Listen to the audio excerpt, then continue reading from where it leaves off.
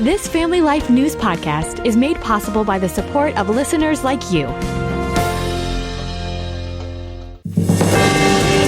It's the Noon Report from Family Life, bringing a Christian worldview to what's happening in New York, Pennsylvania, across the country, and around the world.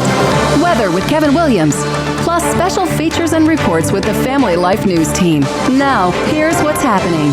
He calls it Liberation Day. Good afternoon. Welcome aboard. President Trump says his tough new tariffs on foreign products will level the playing field when it comes to trade and bring jobs back to this country. Tanya J. Powers at Fox News starts our coverage. The White House says it expects to raise $100 billion in revenue per year from the tariffs, but many are concerned it will lead to higher consumer prices. Those in the auto industry are especially concerned. We're seeing fewer customers, and those customers that we're seeing, they're having higher bills. Still, many auto workers say the cost is worth it. Trump is putting these tariffs in place to be able to keep the American people working. The president unveils his sweeping new tariffs during a ceremony this afternoon in the White House Rose Garden. The most expensive judicial race in U.S. history's been decided. Liberals will maintain the majority on the Wisconsin Supreme Court. Correspondent Brooke Singman. The election's historic turnout caused 7 Milwaukee polling stations to run out of ballots. More than $100 million was spent on this race. The money poured in from liberal donors like George Soros and conservative backers like Elon Musk. Meantime, in Florida, Republicans won 2 special elections yesterday to fill vacant congressional seats in deep red districts. Let it be known that this election is a reminder that the Florida Panhandle will forever be red and it'll be forever Trump country. Those victories give the GOP a 5-seat majority now in Congress. A landmark case goes before the U.S. Supreme Court today, and it could change the trajectory of funding for America's largest abortion provider. Planned Parenthood doesn't need American taxpayer dollars, and Americans certainly don't need Planned Parenthood. Alliance Defending Freedom's Gabby McIntyre. We know one very important thing. Americans don't want their tax dollars propping up the abortion industry. The American people should not be forced to fund activist organizations like Planned Parenthood that perform abortions and distribute these dangerous gender transition drugs to minors. This case has to do with South Carolina's efforts to drop Planned Parenthood from receiving Medicaid reimbursements. Planned Parenthood got $700 million in federal funding last year. 40% of all the abortions that happen in this country happen at Planned Parenthood. Senator Cory Booker set a new record with the longest speech in the history of the Senate. The New Jersey Democrat started his filibuster at 7 o'clock Monday night to protest the Trump agenda. This is a moral moment. It's not left or right, it's right or wrong. It's getting good trouble. My friend, Madam President, I yield the floor. The lawmaker spoke for 25 hours and 5 minutes, and that beats the old record set by the late Senator Strom Thurmond nearly 70 years ago. Booker was allowed to take breaks for questions, but was not allowed to leave the Senate floor. He fasted before his speech to avoid having to go to the bathroom. Overseas, Israeli Defense Forces plan to seize large areas of Gaza and expand their military operation in the war against Hamas. Trent Murray has the latest from Tel Aviv. Defense Minister Israel Katz announced Wednesday that the IDF would be expanding operations in Gaza, saying that troops will move to clear areas of, quote, terrorists and infrastructure, as well as capture extensive territory that will be added to the State of Israel security areas. It comes after Palestinian media reported a large wave of airstrikes overnight around Rafah and Khan Yunis, as well as IDF troops advancing in the south. The operation comes almost a month since a delicate ceasefire between Israel and Hamas broke down. The defense minister also called on Palestinians to overthrow Hamas and return Israeli hostages. Another miracle rescue in earthquake-stricken Myanmar. Celebrations today after rescue crews pulled a 26-year-old man alive from the rubble of a hotel. He was trapped there for more than 100 hours. Last week's powerful earthquake has killed nearly 3,000 in Myanmar and Thailand. Hollywood actor Val Kilmer has died. Every time you go up in the air, you're unsafe. I don't like you because you're dangerous. Kilmer rose to stardom for his role as Iceman opposite Tom Cruise in the hit film Top Gun. Film expert James King. The thing I'll remember about Val Kilmer on screen is just how cool he was. I mean, it's no surprise that one of his most famous roles was Iceman in Top Gun, because he did often have that kind of icy, cool demeanor as a leading man. Kilmer gained critical acclaim for his unforgettable role as Doc Holliday in the Western classic Tombstone. Well, I suppose I'm deranged, but I guess I'll just have to call. Isn't that a daisy? Kilmer died of complications from pneumonia. Val Kilmer was 65. Still to come on the Noon Report, local mechanic reacts to tariffs, why New York's letting inmates go free, and distracted driving is a major problem. Good afternoon. I'm Kevin Williams, tracking changeable weather, which will include some rain, some breezes, a few rumbles of thunder over the next 24 hours. I'll have forecast details up in 10. All right, Kevin, we'll check back with you then. Thank you. News where you live next. Local auto shops, dealers, and customers alike bracing for price hikes due to new tariffs that kick in today. Brad McElreevy is president of the Rochester, New York Automobile Association. General Motors, Ford, Chrysler, Stellantis, all the manufacturers that are domestic, they make cars in Mexico, they make cars in Canada, they buy parts from all kinds of foreign sources. So all of those are subject to the tariff. Dan Schrader with Schrader's Garage in Rochester says customers need to brace themselves for higher prices. No one ever woke up in the morning and said, gee, today feels like a great day to spend a lot of money on your car. So we're sensitive to that, and we just ask, please be patient for the things that are outside of our control. Local Uber driver Doug McCartney tells Wham News he plans to get work done on his car now before the tariffs affect prices. Yeah, actually get new brakes next week. Things that I know I'm going to need because they're going to go way high. So it might even buy extra rotors and pads and calipers ahead of time. A local mechanic in Corning, New York, told me this morning that he expects the price hike on car repairs to kick in within 3 weeks.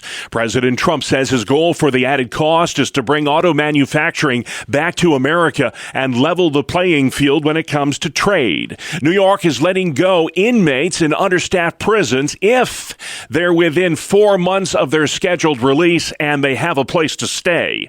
Democrats are applauding that decision. I think that's a wonderful thing, and I really applaud that decision. This is an embarrassment to New York State that people are dying in our correctional facilities, and we need to solve the problem. The early release is due to the staffing crisis caused when the governors fired 2,000 prison guards for taking part in a 22-day wildcat strike. Republican State Senator Dan Steck. I wouldn't want to take those kinds of gambles with public safety, but here we are because we made a mistake. We shouldn't have fired 2,000 trained corrections officers that had the gall to complain about their safety. Inmates serving time for violent crimes are not eligible for the early release. The governor proposed the prison reforms to reignite budget talks around her criminal justice priorities. Senate Minority Leader Rob Ortt says those priorities are out of whack. This is a whole ecosystem, a whole infrastructure issue we have in New York, and it's not getting better. Governor Hochul plans to close up to 5 prisons in New York over the course of the next year.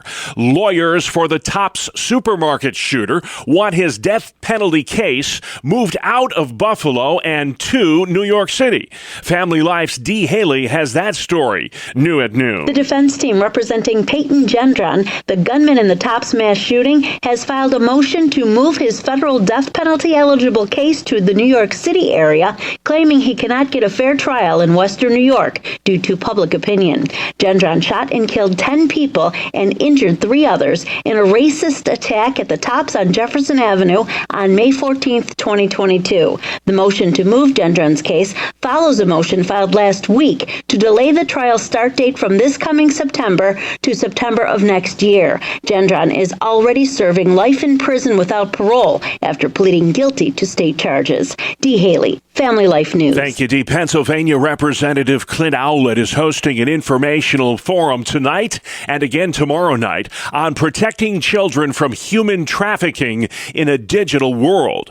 Owlett says children are frequently victimized right in their own homes via the internet. internet. Those forums are from 6:30 to 8:30 tonight at the Towanda High School, and then again tomorrow night at the Wellsboro Fire Department. April is Distracted Driving Awareness Month. 11 to 13,000 people every year in this country are killed in traffic crashes caused by distracted driving. Every one of those crashes, every one of those fatalities, every one of those injuries, every one of those could have been prevented if people just paid attention on the road. Dave Reich with the National Road Safety Foundation. If you have got somebody else in the car, let them be the designated texter or the designated emailer. We have designated drivers when they may be drinking involved. Well, let's do the same thing with cell phones. New York State Trooper Aga Tinker. Just a ticket for distracted driving being on your cell phone is 5 points on your license. That's a lot of points on your license. 11 points within 18 months could potentially get your license taken away. During Distracted Driving Awareness Month, troopers will be out and about looking for motorists who are talking or texting illegally on their phone. Last year, 25% of all fatalities in traffic crashes were caused by distracted driving. An Erie, Pennsylvania company is suing a Western Pennsylvania municipality over a solar farm ban. Here's Family Life's Brian Query. Green Key Development Incorporated says in a lawsuit that East Huntington supervisors hastily and improperly adopted an ordinance in February to set specific and strict requirements for solar developments. The company says the township is not permitted to adopt those provisions and regulations. The ordinance regulates where solar farms can be built and requires companies to submit detailed plans to decommission the farms or prepay for their eventual removal. The lawsuit claims the ordinance serves as a land use regulation when in fact zoning is non-existent. Brian Query, Family Life News. Thank you, Brian. A declining honeybee population could threaten the viability of several essential crops in New York and Pennsylvania. Western New York beekeeper Pat Bono tells WROC. I'm looking at about 30% loss, which is about average for beekeeping. So right now, it's not really affecting the local beekeepers, but that may change in the next year because right now, most of the loss is occurring in commercial operations across the country. Honeybees are the backbone of our food ecosystem. They pollinate 75% of the world's food supply. Think about that. Bees are responsible for $17 billion with a B dollars in agriculture production just in this country every year. Being bilingual may be beneficial to slowing the effects of Alzheimer's disease. Researchers at Concordia University in Montreal say the area of the brain used for memory showed larger structural volumes, cognitive and functional preservation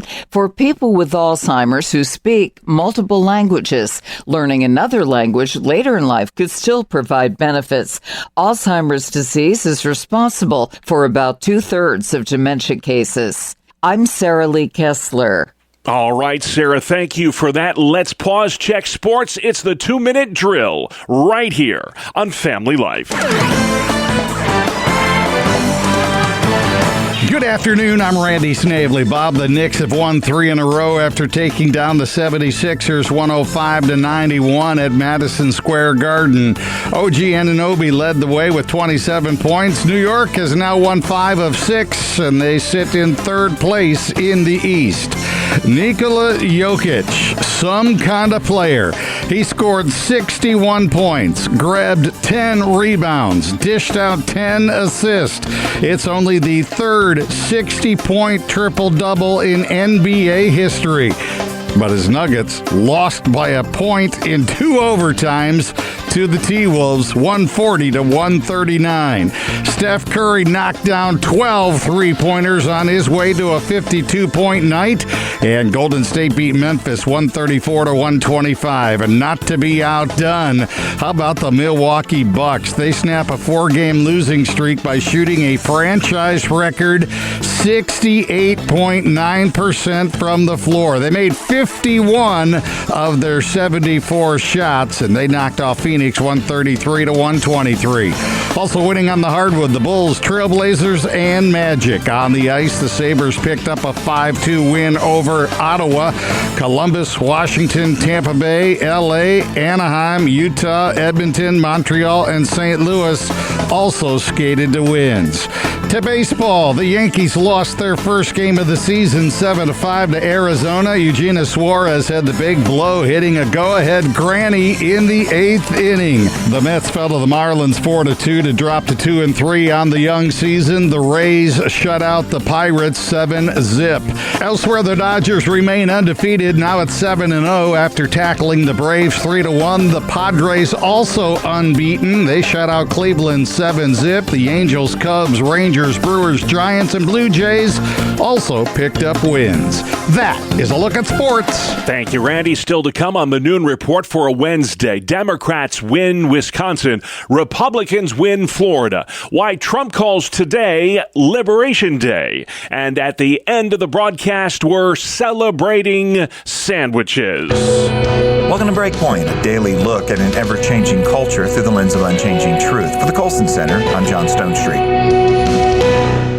According to the website shoutyourabortion.com, yes, that is a real website, women who want children are the abnormal ones. For example, take Sid, who identified herself as a convert to Catholicism.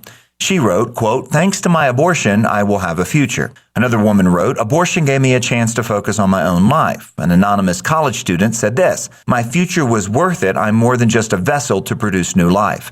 She then compared her baby to a tumor that was standing between her and her career. This website is among the many legacies of a society now well into its fourth wave of feminism. In this context, many women see the procreative design of their bodies as a problem to be avoided or solved, but not a gift of God. And between that consistent drumbeat and the celebrity voices who equate abortion with mercy or who insist life without marriage and children is better, despite overwhelming research that suggests otherwise, it's no wonder that over 1 million women chose to end the life of their baby last year. Or that 40% of young women think they should hold off having a baby until their career is established.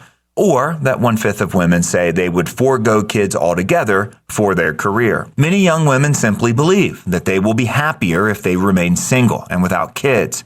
And yet, study after study continues to show that the happiest people on average in America are women who are married with children. In other words, there's an incredible gap between perception and reality in this space. God designed humans for relationships. For most, that will eventually mean marriage. To women, he gave the design and capacity to be childbearers and mothers, uniquely equipping their bodies, their hearts, their minds to be life givers in this way. Scripture says that there's joy in following the precepts of the Lord and that these precepts align with God's work in creation. If all that's true, then we ought to expect that living out God's design will, in the end, bring happiness. God's burden is, after all, light, Jesus said. The fundamental ideas of the feminist movement, at least in its current form, is in direct contrast to all of that. Its adherents even find it necessary to rewrite the lives of historical figures to align with their view. Thus, the new and improved Lady Jane Grey is now a power-driven vixen who did not need a man. And even Jane Austen apparently envisioned a non-binary society. For historical revisionists, historical figures can only be considered great if they have rejected repressive narratives about womanhood, narratives that value faith, family, and especially men. This kind of feminism betrays women, and it's especially dismissive of the many women who face infertility or who desire marriage and family in this cultural moment that no longer values either and somehow cannot seem to find it. Though a woman's value is not determined by marital or maternal status, who God designed woman to be can neither be erased nor can it be replaced by some progressive vision of so-called freedom, careerism, or sexual autonomy. Too many women have been told to fear the design that God blessed them with, or to somehow fight it in the name of freedom. In our moment, this has undermined the sacred roles granted to women within families. That's a tragedy. Because God's design for his image bearers, male and female, is, as Scripture says, very good. For the Colson Center, I'm John Stonestreet with Breakpoint. Thank you, John. Outside we go. Kevin Williams. Here is your Family Life weather forecast for this afternoon. Mainly cloudy. We'll have some rain or some rain showers spreading into parts of the area. And temperatures that'll be rising into the 40s and low 50s. Tonight and tomorrow, cloudy, breezy, and warmer with showers and a thunderstorm for some. Temperatures tonight will continue to rise, reaching a high temperature tomorrow in the 60s to near 70s. Cooler on Friday, mostly sunny in western and central New York. Cloud cover more stubborn in much of Pennsylvania. High temperatures Friday in the 50s. All right, Kevin, thank you. This is the Noon Report on Family Life. I'm your host, Bob Price. Lots going on. Wednesday, the 2nd of April. President Trump calls it Liberation Day. He's unveiling sweeping new tariffs today on U.S. imports in a Rose Garden ceremony this afternoon. But what does it mean for you, this tax on foreign goods? Here's what some of you are saying today. I think things are going to be more expensive. That's for sure. And I think he's starting a trade war. And who knows how it's going to end. I don't think it's going to be great. Business analyst Christine Roman. The president says this is about fairness, but I can tell you companies and consumers are bracing for impact. Roman says the cost of a new car will go up in price as a result of these new tariffs, whether they're American made or foreign made. And a trip to the auto mechanic will get more expensive too, because car parts are also being taxed more. Democrats emerged victorious last night in a high-stakes state Supreme Court race in Wisconsin. More than $100 million was spent on that race, making it the most expensive judicial race ever. All right, Wisconsin, we did it. Susan Crawford winning the Wisconsin Supreme Court race against Brad Schimmel, the GOP-backed candidate supported by President Trump and his top ally, Elon Musk. Crawford's victory preserving a liberal majority on the battleground state's high court, and is a blow for Musk, who invested millions in the race and traveled to Wisconsin attempting to energize voters. NBC's Ryan Nobles. Meantime, in Florida, Republicans won 2 special elections for vacant congressional seats by about half the margin that the president won those districts back in November. Much to do about nothing, though, says RNC strategist Matt Gorman. Comparing a Trump margin when Trump's in the ballot and a totally different candidate for a totally different office to a special election held in April is apples and oranges. Those victories in Florida give the GOP a 5-seat majority now in Congress. The Justice Department will seek the death penalty for accused United Care CEO killer Luigi Mangione. Cops say this guy shot and killed 50-year-old Brian Thompson on a New York City sidewalk back in December in a case that captured national attention. Former FBI Special Agent Nicole Parker. It is a big deal. There has not been a federal execution in New York, in Manhattan for 70 years. It was a cold-blooded assassination. The 26-year-old Mangione was captured 5 days after the shooting at a McDonald's restaurant in Altoona, Pennsylvania. A federal judge refusing President Trump's request to transfer the case of Mahmoud Khalil. He's become the poster child for the Arab uprisings on America's college campuses. Khalil, a Columbia University grad student, was arrested last month by ICE for his role in pro-Palestinian protests on campus. He was moved to a detention center in Louisiana, and the Trump administration has been trying to revoke his green card and deport him. On Tuesday, a judge refused to move his case to Louisiana, saying jurisdiction will stay in New Jersey, where he was arrested. Khalil's lawyers are arguing that his actions are protected by the First Amendment. Liz Warner, New York. Lawmakers are rallying for a return of whole milk to school lunches. A requirement was instituted during the Obama administration for skim and low-fat milk in schools to cut kids consuming saturated fat, which can increase risk of heart disease and obesity. Health Secretary Robert F. Kennedy Jr. called the low-fat milk guideline antiquated. Pennsylvania Democratic Senator John Fetterman is co-leading the legislation. I'm Brian Shook. A Hollywood heavyweight is gone. I can do anything! Tinseltown mourning the loss of versatile actor Val Kilmer. Reporter Deborah Rodriguez. Val Kilmer played some big characters throughout his career. Gunslinging gambler Doc Holliday in Tombstone. Well, I suppose I'm deranged, but I guess I'll just have to call. He was the naval aviator known as Iceman in Top Gun. You may not like the guys flying with you. They may not like you. Well, whose side are you on? Kilmer did his own vocals when he portrayed Jim Morrison in The Doors.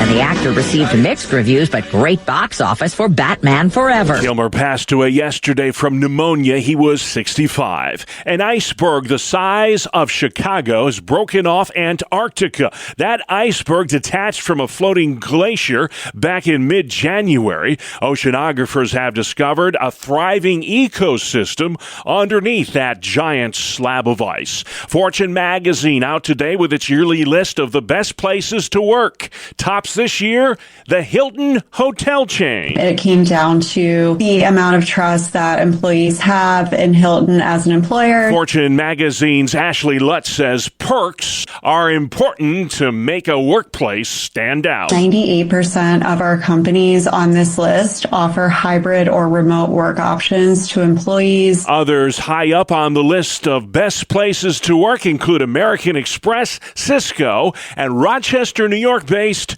Wegmans Supermarkets. You're listening to the Noon Report, a midweek edition on Family Life. Welcome back to another edition of Real Answers, a regular Wednesday feature during the Family Life Noon Report, where we discuss the issues that matter to families with licensed mental health counselor Christopher Anderson. Welcome back again, Chris. Great to be here, Bart. Always great to have you here. Well, today we're talking about preparation, not the one that ends in H. Well, if just two words from my time in scouting stuck with me, it's that simple old motto, be prepared. Though I don't know if scouting could have really prepared any of us for the constant uncertainty of 21st century life. I think the pandemic gave us all a real-life lesson in preparing for the unexpected, especially when it comes at you on a global scale. I'm sure not many of us have forgotten those bare grocery store shelves and a roll of Charmin suddenly becoming a very valuable commodity. So it's important. It sure is. Bible verses address worry, and, of course, we want to be able to distinguish between worry. We'll call it prayerful and careful consideration.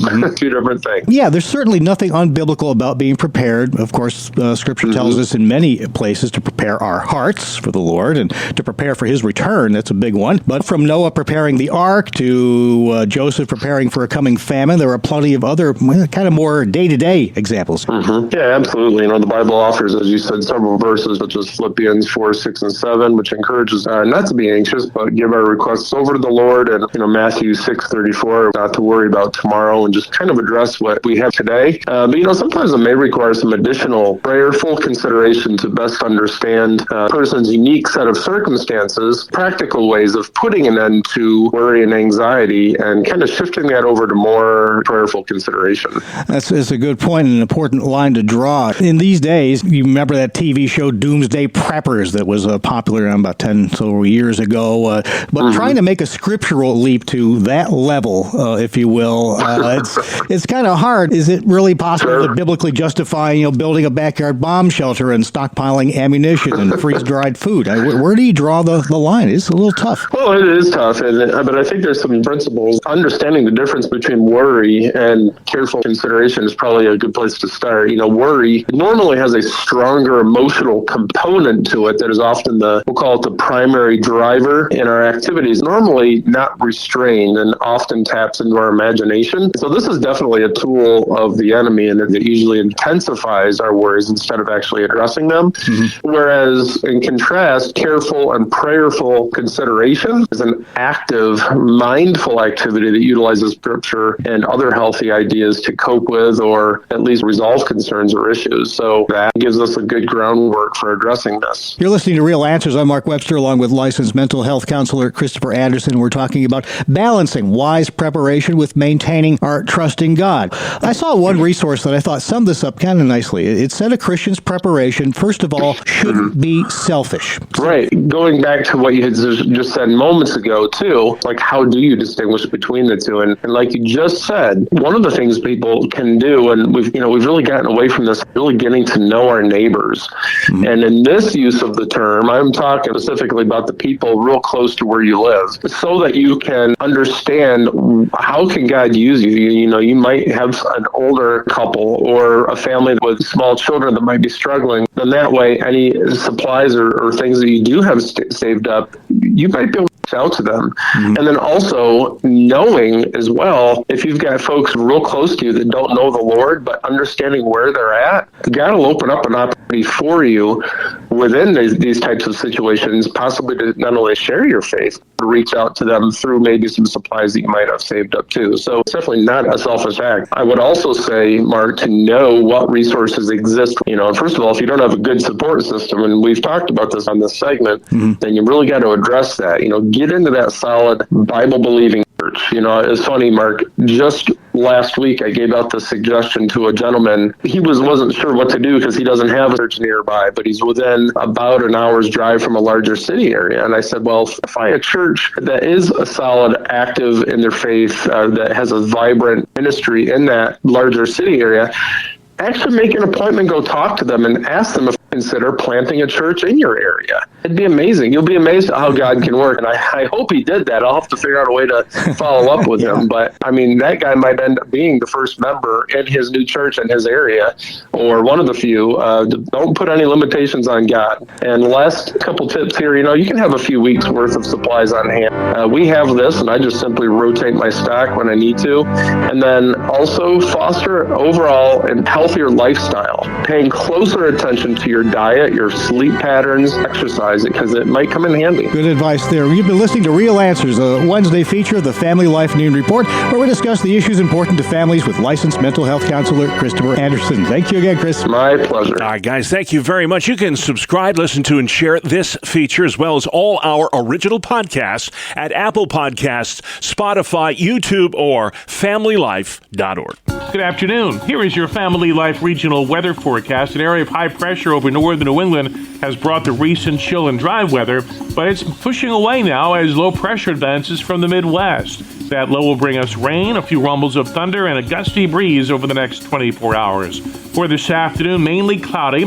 We'll have some rain or some rain showers spreading into parts of the area, and temperatures that'll be rising into the 40s and low 50s. Tonight into tomorrow, cloudy, breezy, and warmer with showers and a thunderstorm for some. Temperatures tonight will continue to rise, reaching a high temperature tomorrow in the 60s to near 70. Cooler on Friday, mostly sunny in western and central New York. Cloud cover more stubborn in much of Pennsylvania. High temperatures Friday in the 50s. All right, Kevin, thank you. Finally at noon, we are celebrating one of America's favorite sandwiches today. Can you guess what it is?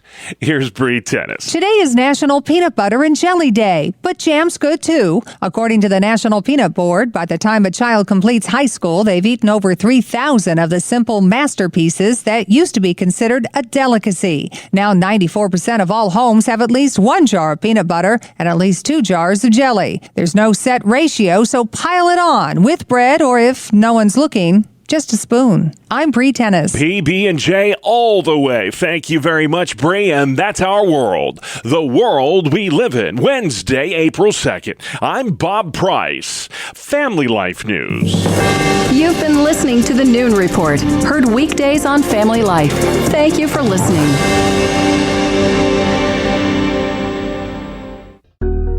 Thank you for listening to this Family Life News podcast. If you've been encouraged by what you've heard, please share it with others and click the subscribe button to automatically receive future episodes. Family Life is a listener-supported ministry. Podcasts like this are made possible by your financial partnership. Find out more at familylife.org.